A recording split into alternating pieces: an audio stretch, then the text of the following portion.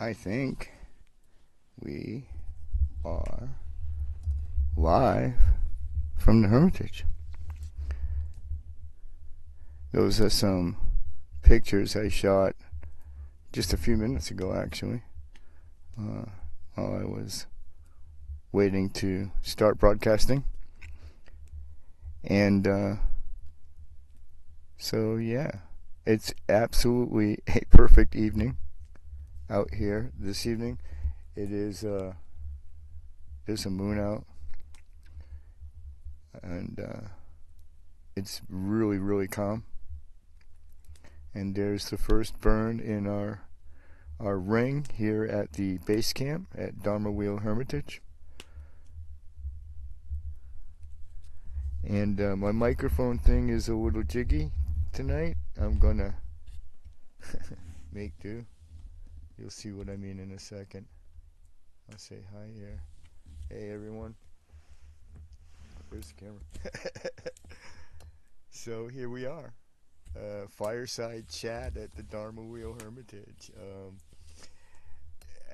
I guess the production quality could use something to be desired, right? I'm working on it. But and then I kind of gotta almost kind of hold the mic. I guess the mic might work. It's a really good streamer's mic, but I got no fuzzy cat. Thank God it's like dead calm out here, and I can kind of lean into it. But I can also just grab it, I guess, and talk to you like this, right? Anybody out there? If you can hear me, talk and say something in the chat. I got 3 viewers according to YouTube. So hey, what we'll do is I'll start out with a little monologue, a little talk, and give some update and stuff. So just to sort of recap, and I think I've done some streams and talked about it, but I want to read it, I guess, into the record just maybe one last time, how the Dharma Wheel Hermitage, came to be established and founded. Hey, Mech Squirrel. And we got friends in the house. All right, good to know. Yeah, everything seems to be streaming okay. Really quite smoothly, actually. So, and the fire was quite easy to start. So, just to recap, I guess, while we wait for some viewers maybe to tune in, how this came to all begin. On October 5th is when we arrived. Now, I bought this land, as a lot of you know, sight unseen. I had pictures, and I had a really good idea of what to expect. The property met and exceeded my expectation by light years. and I've mentioned that before in the videos. But we arrived on October 5th. We immediately went about locating the pins. I think I've said it before, Xander Bay was actually the first sentient creature on behalf of the Sangha to cross the property line, claim the property in the usual, doggy fashion. And it was such a beautiful tree that he picked, and he hung out there the rest of the day that we named it, and named that tree after him while we unpacked. The next day, after finding the pins and then unloading everything just literally into a pile at the first tree we found when we crossed the property line, right next to the street, such as it is, Raccoon Lane. And we slept there the first night. And I've shared some pictures, I think, in Discord and some other places where the moon that night was insane. I rarely have I seen moons like the first night and the second night that I was on the property.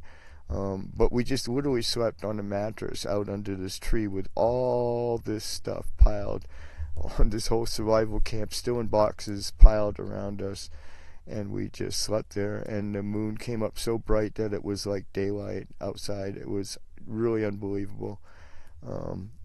First sort of evening and first night, and really auspicious. I felt really auspicious omen for for the Dharma Wheel Hermitage. And so just beginning the next day and then going forward, we didn't have any connectivity, so I couldn't really share any of this or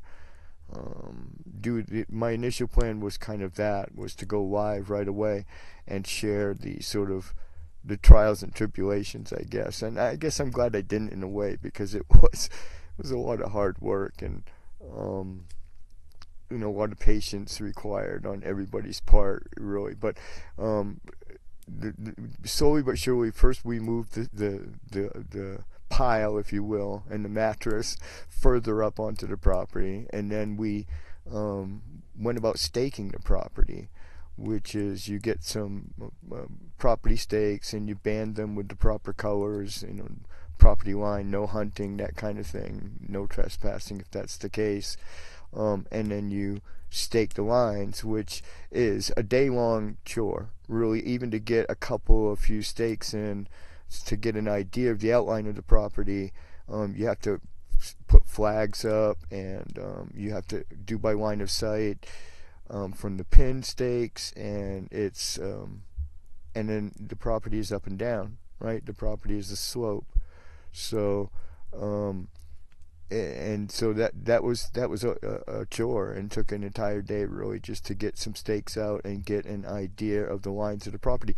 But it's held to this time because they're fairly accurate, and even the dogs now, even the boys, understand that the stakes are the limit, that to stay on the property. They understand the command stay on the property. And they're good at obeying commands. They're highly trained service animals. That's going to come in handy being up here, because it keeps them in line and keeps them safe.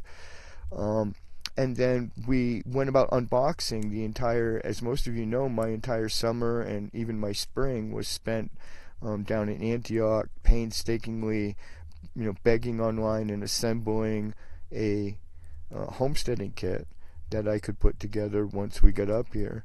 I was very particular about what I wanted. I was probably pretty annoying at times, online, just to be all the time, hey, we need this, guys. Here's the Amazon wish list.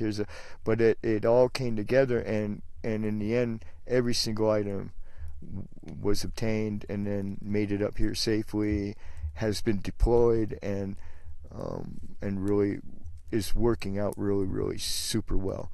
So it just was totally worth it. So we got here on October 5th and just began that process, and we didn't even have to think about media, because we could just concentrate. There was no connectivity until very recently when we got the Starlink, and that's what's bringing you this live broadcast now, is coming to you via Starlink. There is absolutely nothing else. We are in the middle of, as close to the middle of nowhere as you can get, and still be able to walk and get some groceries. It would take me all day, but I could do it. Right? So I mean, we're really far out. So we put together the homesteading kit. That took, I think, about 10 days actually, from beginning to end. We had to clear the site, get rid of some rocks and some other debris, and then put the structures up. And two very large structures went up, and then all the signage and the Karmapa flag that you guys have seen pictures of probably already in other videos and online. All the nice stuff, and then lastly we did, to sort of celebrate the initial phase of getting everything set up. We put up one Sunday. We put up the I guess you'd call it the master prayer flag tree. It's 10 feet tall and 40 feet in diameter. It's the largest object on the property, and likely to be for a minute anyway, the largest object on the property, because it takes up the largest open space. I mean, it's pretty nifty, and it's pretty huge. We're pretty proud of it. And that was done with some friends who came up and helped me with that, and we did that together one Sunday. Had a little service up here to do that. So, and then as we set up, we had a storm. We had one really good ass kicking storm, and we got to have the winds, which I was tickled about, because I really wanted to see how windproof we were. And we had some ripping winds and some really good solid rain. 2 days of solid rain. And that tested the camp. Really was actually kind of cool. It highlighted a couple of things that I need to augment, and those things have been ordered, and they'll be here like next week. Some extra power. Hey, you know I'm live, right? There can't be anybody up here, guys. What, I got Black Bear behind me? Okay, really, guys. Hey, there's nobody here. They haven't quite gotten used to not living in the city yet. You know what I mean? Like, we lived in a park for 3 years, right? So, constantly invaded by other people. There's nobody coming, dude. No. Sit down. Zan, stay here in the camp, buddy. There's nobody out there, Zan. There's nobody out there, kid. Come here. Zan, come here. Come here. I'm literally live on the air, you knuckleheads. Come back here. Don't go down there. It's probably coyotes. They'll eat you. My God. The fucking drama. Ooh, that just slipped out. So sorry. Llama Choga might tune in tonight, too. Do I have any viewers yet? So anyway, just to go, wow, I got actually like 4, like, kind of like people watching. Very cool. You should say hi in chat. So then I guess that process just continued. It kind of perfected itself this week with the last items getting ordered. The last thing on the list that I had for the base camp for the winter, really, to be completely done, was a nice pine picnic table, painted maroon, of course, and that's a done deal. That's going to get here. The table will get delivered, like, I don't know, middle of next week. The gallon of paint's already in the storage shed out back. So, going to put it together and paint it, maybe do a video while I'm doing that, and that will complete this area, this living area here for me while I homestead the place and whatnot. And it also kind of completes about as much work as we can do for now up here, as far as like physical, like setting up of the plant and stuff like that, and setting up the base camp, because and the reason we wanted to have it done in 1 month, I was hoping to do it in 1 month, and it looks like really almost to the day, November 5th, we actually will completely finish the base camp, is because the rains are coming up here and the snows. So winter is gonna be here, and the wonderful outdoor sort of the dinner was absolutely delicious, absolutely fantastic. I had a picture of it. I should have, like, I'll send it to you on text later.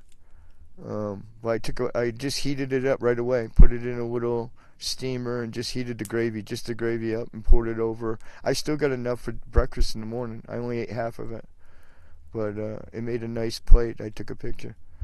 I'll send it to you later.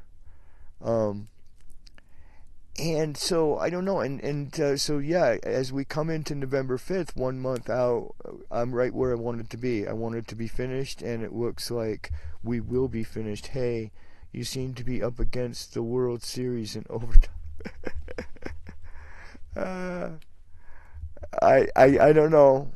We're up on a mountain, all by ourselves, really. The dogs are barking at, like, Mother Nature, because it takes some getting used to. They lived in a city their whole entire life. They've never lived like this, and they're gonna die like this. This is it.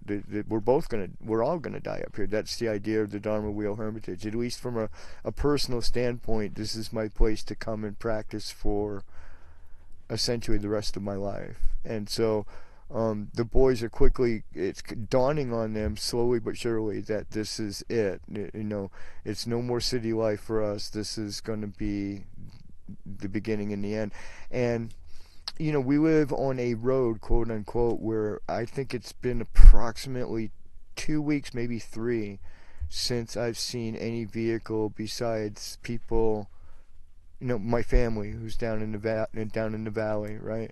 But nobody else, right? I mean, it's very, very peaceful and quiet up here. It's very lightly settled valley. with incredible mountain views that are just breathtaking. Every morning I get up, I put the solar panels out and whatnot to farm the sun, and it just literally, sometimes I just end up like stunned. I'm like halfway, I got the panels like half unfolded, and I'm just standing there like staring, right? Because you just the view is that captivating. It really is. And I've tried to share a lot of media. If you guys go to the website, it's probably got the most and the bestest pictures is on www.dharmawheelhermitage.org.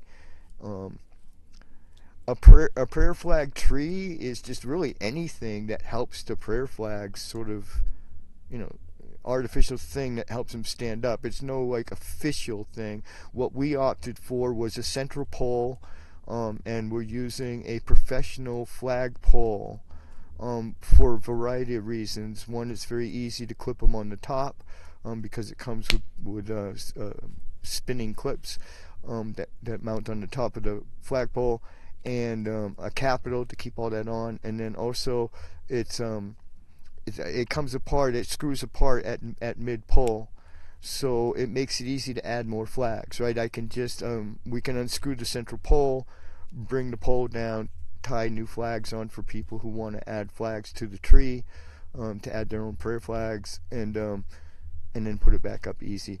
And it's the largest object on the property. We're quite proud of it. There's pictures around.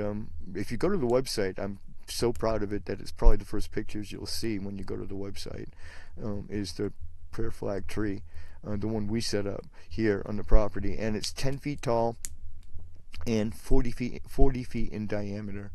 And it will be for some time the largest object on the property. It's really quite stunning, actually, I think. And it was set up in a very particular way. It's in an open space. It has an absolutely stunning view of the mountains.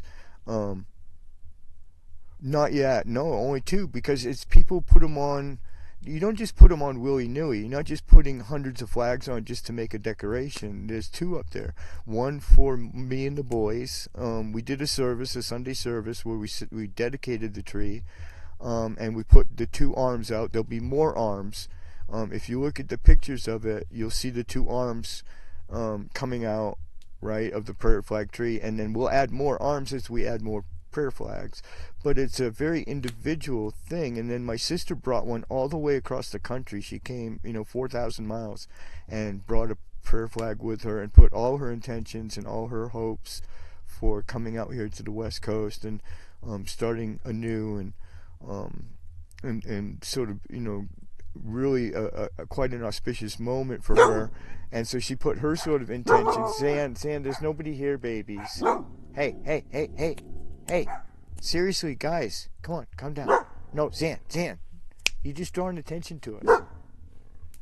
Anyway, so yeah, and so my sister brought one, and she put hers up. So we had two arms. We were able to put, we were able to put two flags up, one on each arm, each opposing arm, and that starts the tree. But then, like more people, like I anticipate, to be honest with you, the next person who might hang one will be Lama Choga. And so once I get done, sort of, I guess that kind of closes out the war of the first month. The base camp is set up and 100% functional by November 5th, right on time where I wanted it. And then, going forward, I think that there's a lot of things to announce, but they all have to come in their time, and they're all so it's the wolf. No, it's a coyotes. It's a coyotes here. It's okay. Oh my God. It's the coyotes. Oh my God, guys. Please. Okay, it's the coyotes. You can stop now. Xavier, don't you dare go out there. Fucking knucklehead. Sit down and be quiet.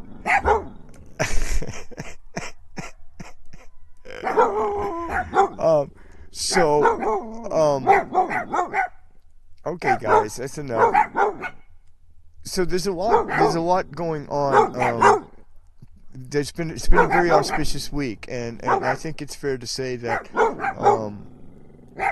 I mean, it's not even really you can't make a secret of it that Lama Choga has partnered with us and has been very generously offered us a grant to get us through next year and to finish off the camp, the base camp, and then more than that. Okay, come on, guys, really. I'm trying to talk to people over here. No, seriously, that are all over the world, and we're spending, like high-tech equipment here, satellites involved and everything. Hey, really, zip it. Oh my God. No, really, you got to get over it. Oh my God. All right. So, but it's fair to say that Wamachoga has partnered up with me on this project, and that's something I was always wanting to happen and very excited to announce. There are more details to come, but all things in their time. But just to say that it's going to be very exciting. And one of the things that he mentioned is coming here to the States to do a retreat on the property. Yeah, there's certain length and size. If you want me to put out a link in the description of this video, later I'll edit it in. I can edit in the link to we get them on Amazon, but it's to fit the pole, to fit the arm of the prayer flag tree would need to be kind of a specific one. But they're really generic. They're from Nepal, and I'll shoot the link, and then we'll be able to. We can hang it for you, or you can bring it yourself and just come hang it too. Because that's the other thing, is that this was always open to the Insight Sangha, this place, but now I think even more so in a very special way. We're making this a West Coast American home for the Insight Sangha.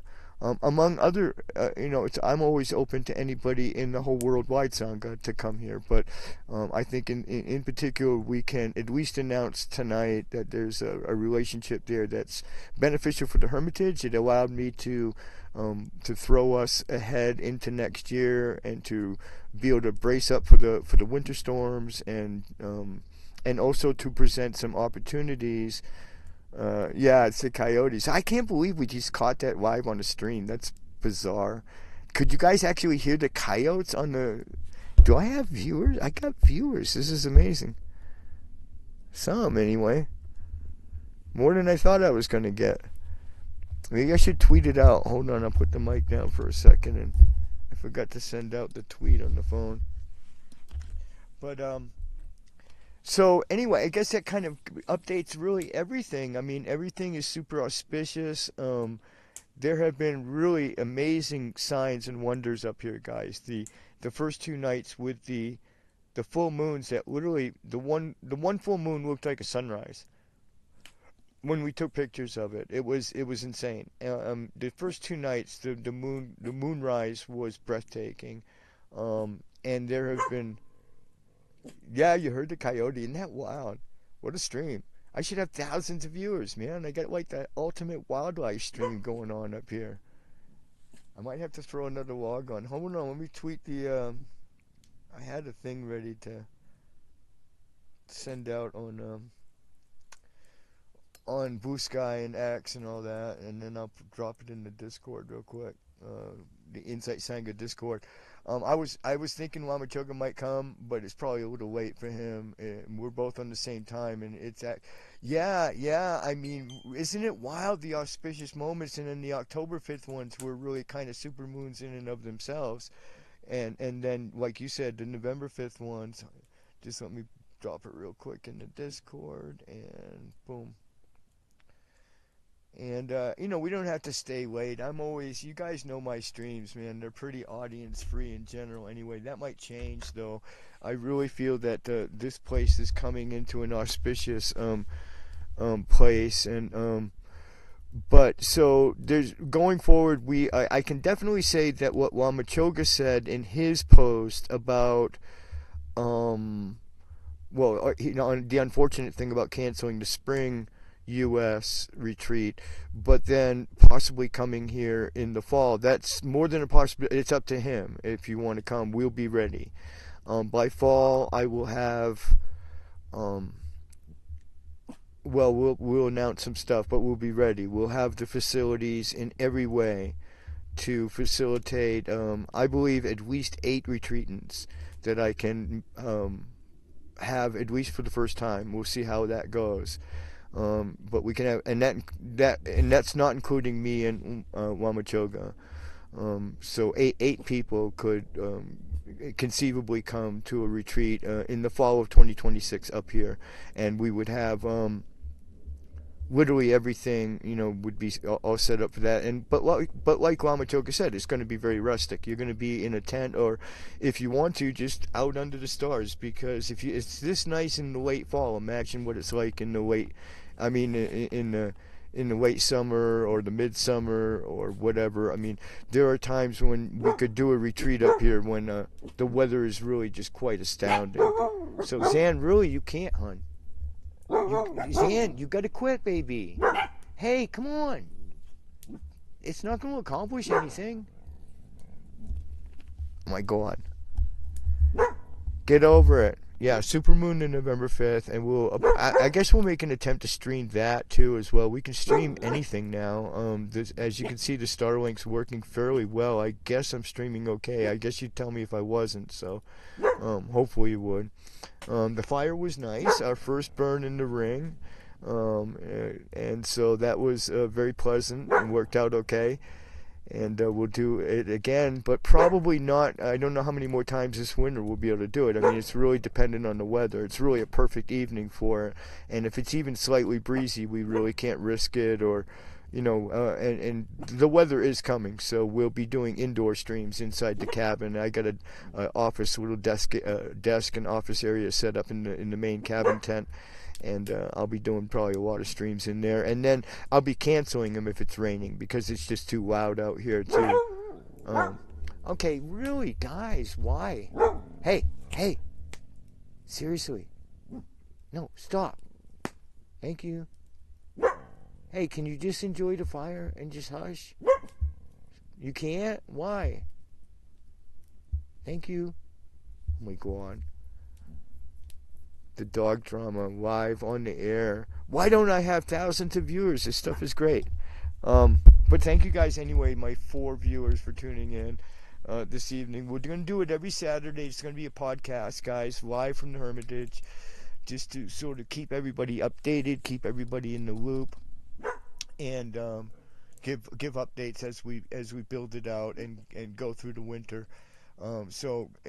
Weather, barring any unforeseen weather where we can't actually broadcast, like through rainstorms and stuff, it will be every Saturday at 9 p.m. 9 p.m. is because so we can have fires. If we're gonna have a fire, it's gonna be after dark, and at least this time of year, that's pretty late in the night. But in the summertime, it would just barely be getting dark at 9 o'clock. So we would sound and video quality are great, at least as far as I can tell on this phone. Wow, well, thank you guys so much for being here tonight.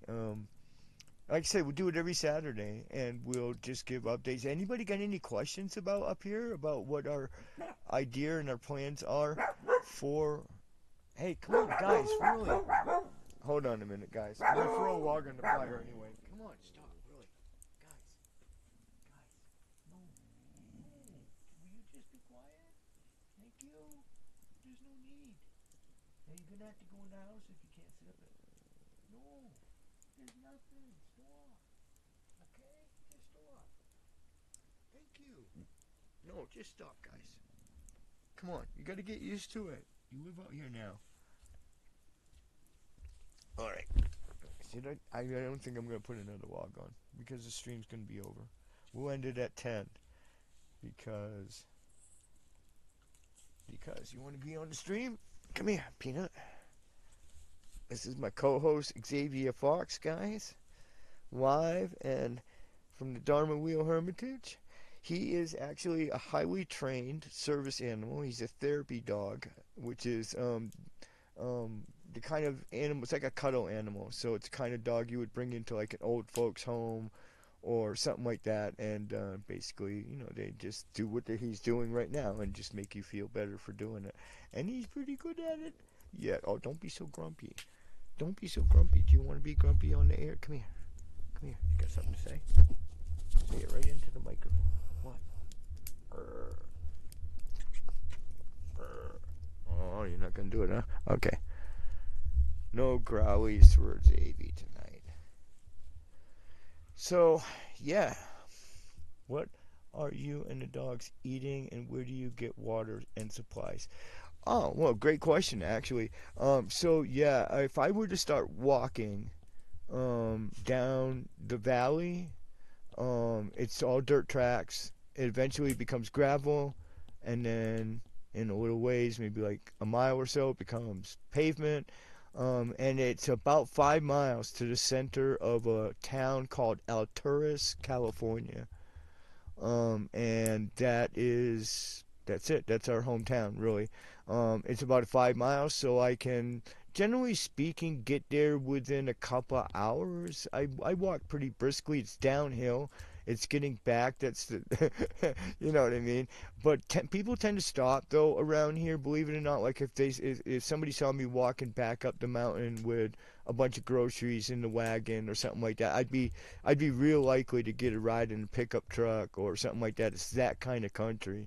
It's real back country, but if somebody did pass me, they'd probably stop and offer me a ride. But in any case, it's doable if I have to do it alone. I do have friends and family up here that moved out here to Homestead as well, in a different part of the same division. So they also go in a lot. They have vehicles, and they go in a lot, and they will usually just take a list for me. I don't go into town that often. I've been in a couple, a few times, and I love it. It's a quaint little town. It's very cute, but and then for bigger stuff, once a month, we all sort of make arrangements to journey to one of the big towns around. I think this month we'll probably be going to Oregon, you know what I mean? But there's different cities around us, like Redding, California, Klamath Falls in Oregon, Susanville. Um, yeah, 4.5 hours. Yeah, okay, well, you walk really slow, though, dude. I don't know. I think I could get in about 2 or 3. I don't think it'd take me that long, but maybe I hope I never have to walk in. I mean, that's really actually the bottom line. But I could if I had to. That would be only like if it were necessary. So far, it's never been necessary. I should add that as a caveat to answer your question. And then we pretty much eat the same things we ate in the city. The dogs eat a very particular top shelf dog food. They will eat that for the rest of their lives. That's just part of, they were promised kennel level care when I made them into service animals. They'll get kennel level care till the day they die. There's a veterinary hospital in Alturas as well, so that's for them.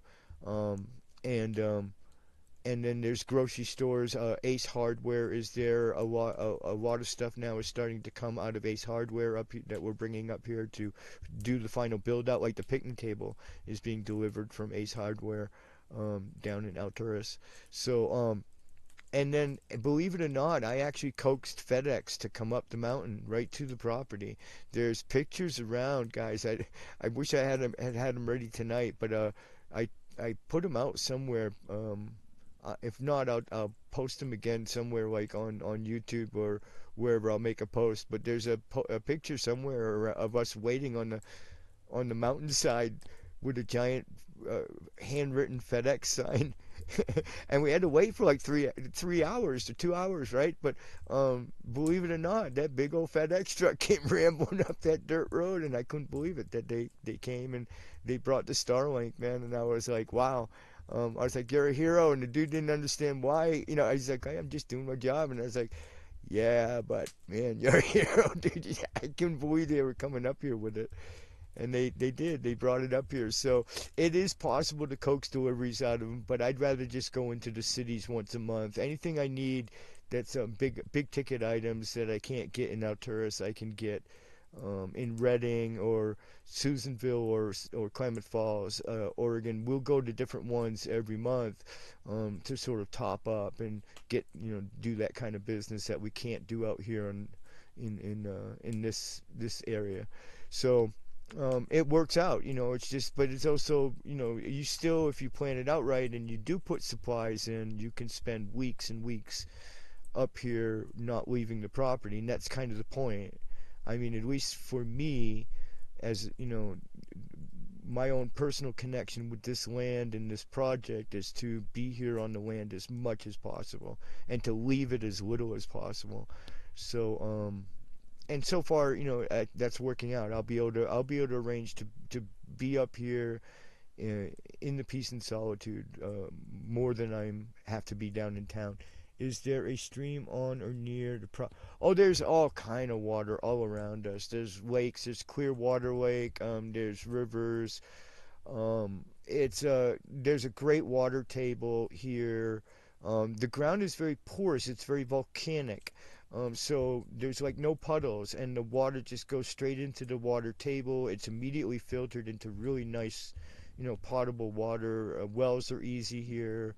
Um, uh, you know, it's not as dry as it looks. It's just that the rain comes all at once. It comes in a season. So it will begin to rain really any time now. It already has. I think I mentioned one really big storm, right?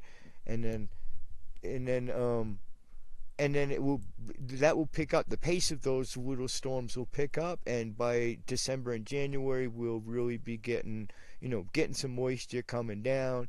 But it also it lifts very quickly. Spring comes on really hard and fast. By February or March we'll be having 80-degree days, and it will be more or less over.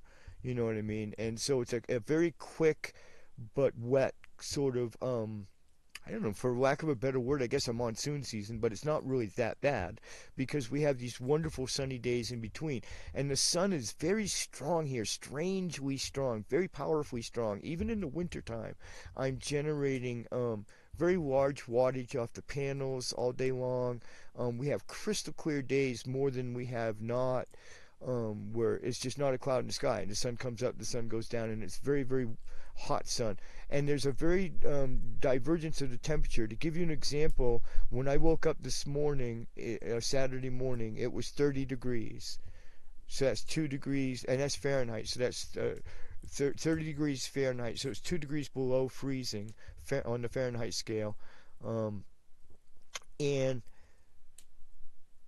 then it went to 70 by like 1 in the afternoon, right? So it went up 40 degrees, and it goes up so fast that everything steams, like everything dews up first of all because it's really cold at night, so everything even frosts up really. If it goes below freezing, it'll be like little icicles everywhere, and then the sun comes up so strong and so powerful that everything just steams dry, and you're in a t-shirt by like noon. You're just forgetting that you had the heaters on all night, and you're in a t-shirt, and it's just very, very strangely diametric. And that will hold in even more so sometimes in the summertime. Like, it's not unheard of to have a night where it's 45 out here. Like, if you guys come in the summer, late summer, say August, then it could be 45 at night, which is a fairly chilly night. You're going to need a good sleeping bag to sleep out and do the retreat, the Dharma Bum retreat that Lama Choga mentioned, right? But but it'd be 45 when you wake up, but by the end of the day it'll go up 50 degrees. It'll be 95 degrees, right? But it's funny because it'll never really completely feel that hot because you'll just still be getting over it being 45 degrees, right? You know what I mean? Okay, guys, come on. There's nobody. Hey, can you zip it? Thank you. No, really, come on. Nobody wants to hear you barking on the stream. Sit down. So, yeah, anyway, I hope that answered your question about the supplies and everything. But water we just carrying it up here for now, but we actually have, that's part of the exciting news that we'll be announcing when we get a little closer to firming things up and getting our ducks in a row on certain things. But we're going to solve the water thing. We've got the water thing solved. Let's just put it that way. It is solved. I just don't want to get ahead of myself on announcements and stuff like that. But the water thing will be solved. But okay, can you stop, Xanda? Seriously, shut up, kid. But the water thing is going to be solved in a more permanent way. We're carrying it up here now, to be honest with you, in 5-gallon jugs. everything's the hard way right now, but we're happy just to be able to do it the hard way, just to be able to get the water, just to be able to get into town, to be able to make this happen. I think I can speak for myself for sure. In the Dharma Wheel Hermitage, we're wicked happy just to be able to um, be in a position to be able to get this far, to get this close to being able to homestead it. So, but we will, before we have people up here, we will solve a number of problems, including parking. No, Xander, really, kid. No, Xander, seriously, you're gonna have to go in the house, kid. No, you can't just be out here howling. There's nothing going on. No, go in the house. Go in the house. Go in the house. No, you too. Go in the house. The stream's almost over anyway. No, you gotta shut the fuck up, kid. Seriously. I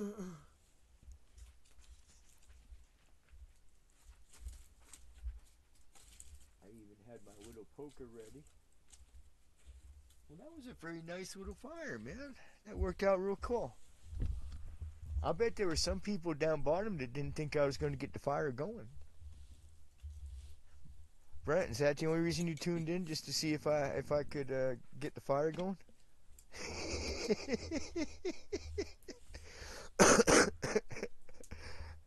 But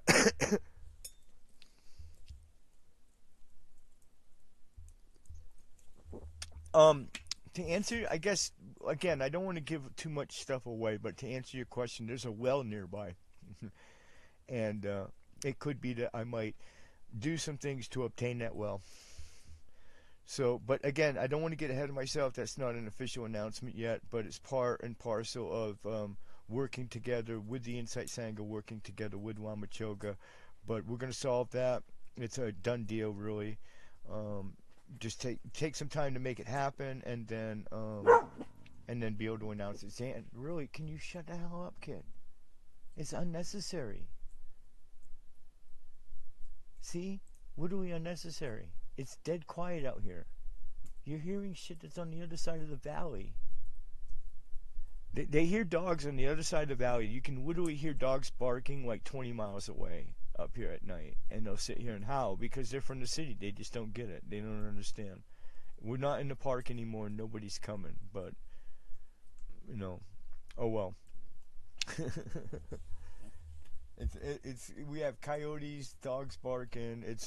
At least we're authentic, right? We should, like I said, we should be on some kind of wildlife, wildlife thing, wildlife channel or something. All right. So anyway, anybody got any other questions about the Dharma Wheel Hermitage? We're gonna do, like I said, we're gonna try to have it ready by late summer. I would like to have it done by August to be able to do a first sort of test run on a retreat. Dharma Bum themed retreat, I guess we'll do. But they're all going to be Dharma Bum themed. I mean, no matter who comes here, no matter what Lama, I'm never going to teach. I just want to live here and build it and meditate. So, and practice. So that's but it's going to be other Lamas that come here, and other Lamas are more than welcome. But I think we got at least one that will come, and that's Wamachoga. And so the Insight Sangha can, really think of this place as your home. All of our founders, of course, are welcome here anytime. That's part of being a founder of the Dharma Wheel Hermitage. There's still a few. I think I'll go to 10 founders. So there's still a few slots open if somebody wanted to become a founder. Get up with me and I'll walk you through doing that. It's pretty easy, actually. You just go to one of the pages and click a thing. But and that's really all the updates and news that I got so far. I mean, we really reached the November 5th. We'll do a stream for sure, and it really reaches. That's the 1 month point, and we really are where I wanted to be. I can say that I'm happy with the progress and we're where we needed to be, because, like I said, winter's coming. So part of the pressing need to make sure this place was tuned up, by November 5th, was the oncoming weather, to make sure that me and the boys can go get through that without any issues or problems. So And that's going to be the case. So I'm really happy to, all the news is good, and there's really no bad news, or just all good stuff. um, wow, can't believe Wamachoka didn't stop by. He said he was gonna, but like I said, it might be too late. It might just be too late for him. So, Brent, not a bad fire, eh? I did all right. Still burn it too. I haven't thrown a log on since I started the stream. I'd say that's not bad. What are you barking at, CP? You guys are gonna draw the wildlife to come here and eat you. You know they eat barky doggies. Yes, black bears, they especially like barking doggies. Yes, they do. And especially fat little juicy ones like you. Yes, you're my fat little jelly roll. Oh, you're my fat little jelly roll. Do you want to talk? You want to talk? Oh!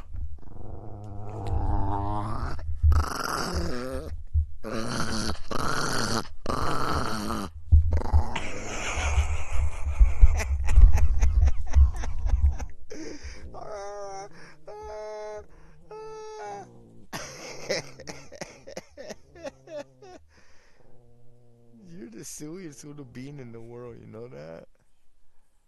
You know that? You're the silliest little boy in the world. Both of you guys,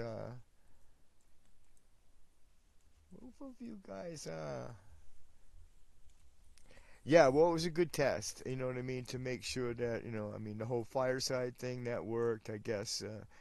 The shot needs something to be desired. I don't know, but it is what it is. It's not an easy thing to set up, actually, to be honest with you. Streaming outdoors is not something everybody does, man. So there's a reason for that, actually. It's not, and I need a dead cat for my mic. This is a great mic, but on a windy night, even the slightest breeze, it's only because it's dead calm up here. I don't know what it's like down there, but it's dead calm up here. And so that's the only reason this even worked at all. Otherwise I probably wouldn't. I won't do the fire either. If there's any kind of wind or breeze, I won't. I won't do a fireside. But there's other ways to stream. I can stream indoors at the desk, and we've got a really big cabin tent to live in, so we can stream in there. Building any wooden or brick structures smooth out day and night. Yes, we're gonna put permanent structures up. I'm gonna have a quote unquote retreat cabin, which is really not gonna be much fancier than the cabin tent I have right now. I'm not looking to be luxurious. I don't want luxury at all. But a permanent structure, and it'll probably be in the form of a tiny home. And I'll finish it on the inside, but it'll still be simple. It'll just have a kitchen at one end, my bed / meditation box, whatever you want to call it. It's really just a mattress on the ground, and on the other end, and then a desk in the middle, so that I can do the work of the Hermitage and the paperwork and stuff like that. And so it'll be very, very simple, but yeah, permanent structure up here for that. I think that I would use tiny homes for the storage and the cabin, the retreat cabin, my retreat cabin. For the prayer hall, we're going to do something special. For the prayer hall, we are blessed. The entire property is covered with sort of lava rocks.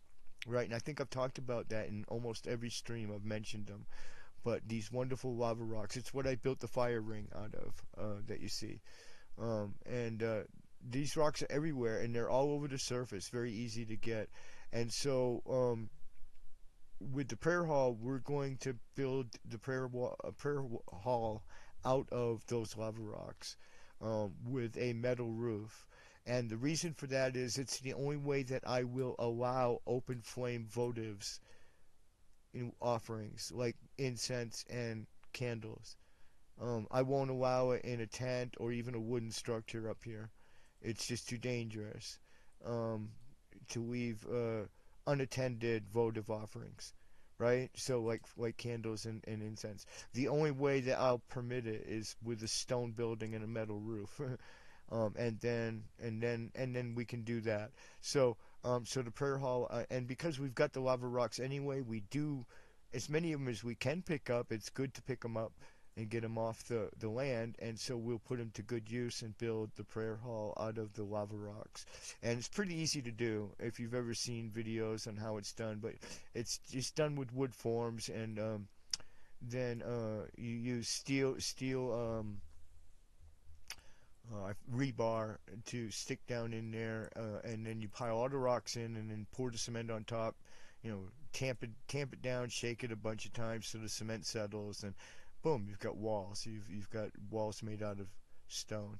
So we're gonna build it that way, the prayer hall.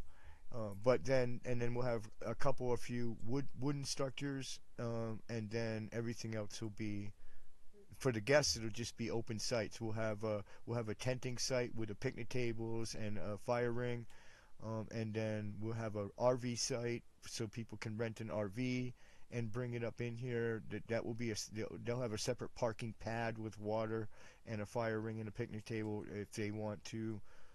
Like say the Insight Sangha wanted to rent an RV, for instance, and bring it to their retreat, which would be advisable probably. It's like I said, it's pretty rustic up here, um, and that could be useful, for everything from cooking food to hygiene. So having an RV up here, so we'll have a parking place for anybody who does want to pull an RV in. We'll have the tent sites for those who want to tent, and then as Lama Choga mentioned, anybody who wants to just wander off and sleep under the stars, you'll be more than welcome to do just that. There'll be a fence line. You'll be told to respect the fence line because private property is a big deal up here. Even unattended private property is a big deal, and we're surrounded by it. So really, while you're here, you gotta stay here on the property. And people will be advised of just basic stuff like that when they come to visit. But and I think it's going to be a really great place to have a retreat. I mean, like I said, the quietness, first of all, alone is, I mean, my ears didn't stop ringing for 2 weeks after being in the city. Do you know in the city the noise never stops? Even at night when all the traffic at like 3 in the morning and there's no traffic, the buildings make noise. They hum. It's inexorable. The noise that's in it never ceases in the city, the noise. And up here it is so quiet that it's like a vacuum. It really takes some getting used to. I mean, I'm gonna stop talking for a second. Just listen.